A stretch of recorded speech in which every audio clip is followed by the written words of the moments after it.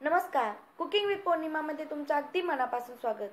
आज मी तुमच्यासाठी घेऊन आले कारल्याची छान मस्त अशी एक साईड डिश. तुम्हाला वाटत असेल कारलं तर कडू असतं, मग त्याची कोणताही पदार्थ कसा छान लागेल. पण मी आज ज्या पद्धतीने तुम्हाला एक कारलं बनवून दाखवणार आहे, त्या पद्धतीने जर तुम्ही बनवलं तर ते कडू तर लागणारच नाही, शिवाय त्याची चवही खूप छान लागेल. अतिशय सोप्या पद्धतीने बनवलेलं कारलं. चला तर मग पाहूया. यासाठी घेतलेलं साहित्य. इथे मी पावशेर कारली घेतलेली आहे, एक लिंबू आहे, 4 ते 5 हिरव्या मिरच्या आहेत, तुम्ही कमी जास्तही घेऊ शकता, 7 ते 8 लसणाच्या पाकळ्या, छोटा आल्याचा तुकडा आहे, 2 चमचे किसलेलं खोबरं आहे, सुकं खोबरं आहे, तुम्ही खोबऱ्याचे कापही घेऊ शकता, थोडीशी कोथिंबीर, त्याचबरोबर काही कच्चा मसालाही घेतलेला आहे. त्यामध्ये एक दालचिनीचा तुकडा आहे, एक छोटी हिरवी वेलची आहे, थोडीशी पाव चमचे शहाजिरे, 2 ते 3 लवंगा, 4 ते 5 काळी मिरी, शिवाय 2 चमचे भाजलेले शेंगदाण्याचा कूट, हळद, त्याचबरोबर जिरे, मोहरी, तेल फोडणीसाठी आणि मीठ.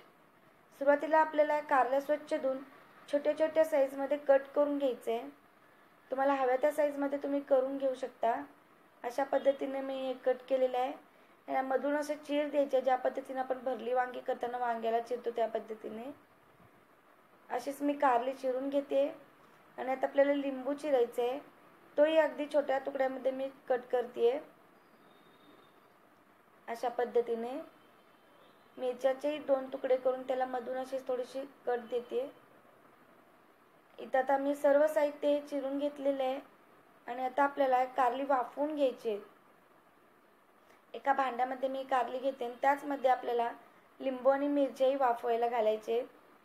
आणि थोडंसं मीठ घालून 2 ग्लास पाणी ओतून आपल्याला हे 80% पर्यंत तरी वाफवून घ्यायचे, म्हणजे जवळपास ते शिजत यायला पाहिजे. अशा पद्धतीने वाफवून घेतल्यामुळे कारल्याचा कडूपणा अगदी कमी होतो. आता ह्याची आपल्याला पावडर बनवून घ्यायची आहे. अशा पद्धतीने इथं माझी तयारच आहे, त्यामध्ये मी 1 चमचा घेतलेली आहे. आणि आपल्याला ह्याचं सर्वचं एक वाटण तयार करून घ्यायचे.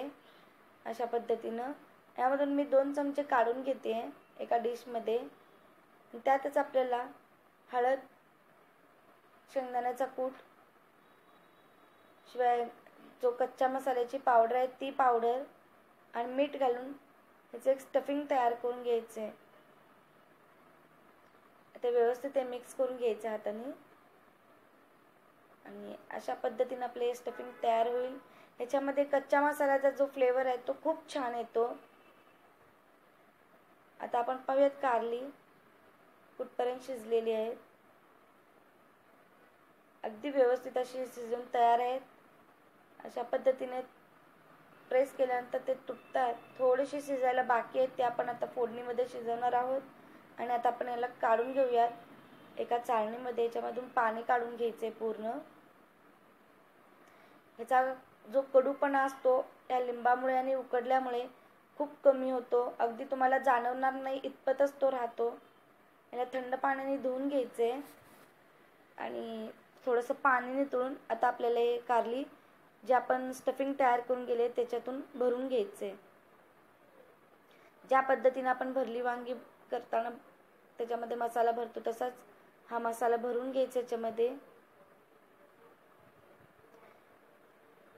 तुम्ही मग कच्चा मसाला जरी करून ठेवलात तरी हरकत नाही, फक्त तो एअरटाईट कंटेनरमध्ये ठेवलात आणि अशा पद्धतीनं आपण करताना वापरला तरी चालतो. आता इथं पूर्ण कारली भरून तयार आहे. तर आपण फोडणी घालूयात. एका भांड्यामध्ये मी तेल घेतलेलं, त्याच्यामध्ये जिऱ्या मोहरीची फोडणी करून आपल्याला ही कारली परतून घ्यायची थोडीशी. 2 ते 3 मिनिटं आपल्याला ही कारली छान तेलामध्ये परतून घ्यायची.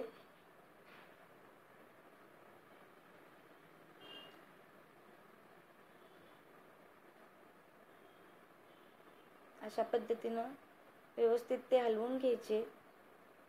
आणि आता शिजायला थोडेच बाकी राहिले, त्याच्यामुळे एक अर्धा ग्लास होईल इतपत आपल्याला ह्याच्यामध्ये पाणी घालून याला पूर्ण शिजवून घ्यायचे.